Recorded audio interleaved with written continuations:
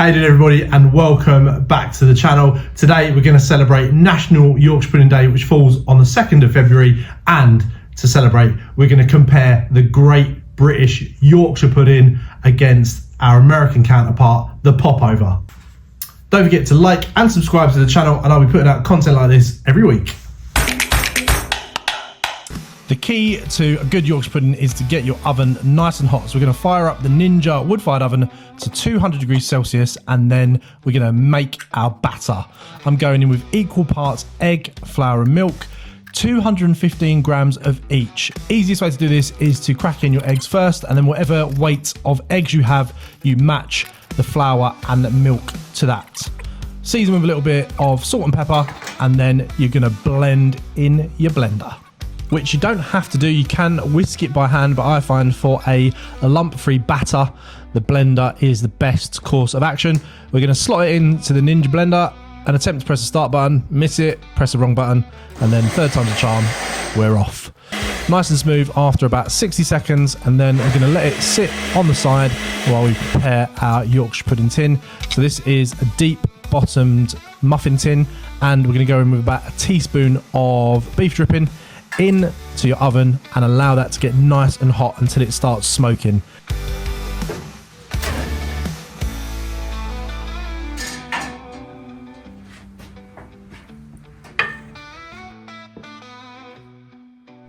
Nice hot beef dripping, and then equal amounts of batter into the tray.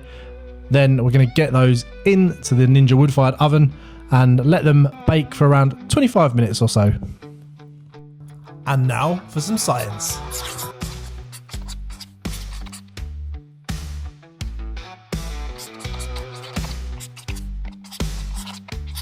Fuck you, science. So we get these into the oven, shut the door, and then 25 minutes later we'll put them out. But in the meantime, we'll make the batter for our popovers, which is slightly different to our Yorkshire pudding batter. So we're going to go remove the ingredients on screen. That all gets mixed into the blender. And unlike the Yorkshire puddings, we're going to pour the batter into a cold tray, so into a cold tin rather than into hot fat.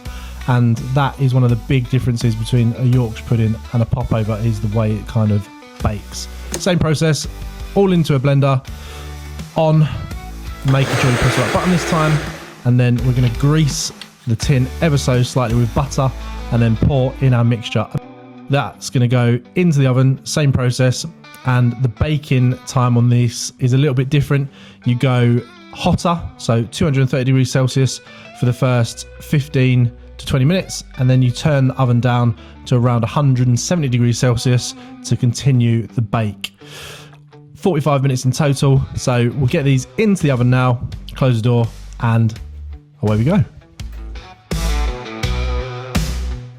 We staggered the cooks, so the Yorkshire puddings went in first. After around half an hour, they came out lovely and risen, nice and crispy. Look at that. Take them off, set them one side, and then we'll wait till our popovers are done as well.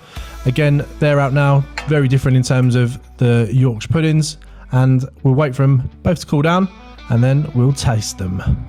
Yorkshire puddings versus popovers. So there we have it, our Yorkshire puddings and our popovers. The same ingredients, very different quantities, and quite clearly have proved different results. Let's taste them and find out. So as a Brit, you'd have this on a roast dinner, beef normally, but they go with any kind of roast. And we'd have a bit of gravy on them.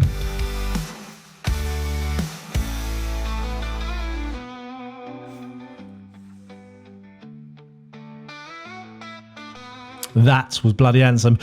Now we're going to go over to our popovers. Now, during my research, I basically discovered that popovers are served in America as a sweet treat. So you'd have butter and jam with them in an afternoon tea scenario. These would go perfect with a cup of tea, light and fluffy, just like a cake. Having now tasted both the Yorkshire pudding and the popover, I wish I could tell you there's a massive difference between the two. The differences are quite subtle. Obviously, this Yorkshire pudding, we cooked it in animal dripping, so we've got a nice bit of fat there. It's nice and crunchy, nice and nice and savoury.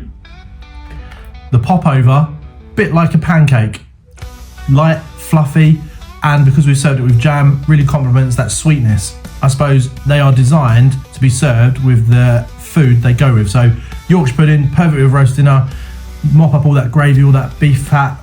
Popovers, great as a savoury snack with jam and butter. Both delicious. Love them both. Don't forget to like and subscribe to the channel, and happy Yorkshire Pudding Day on the 2nd of February. See you later.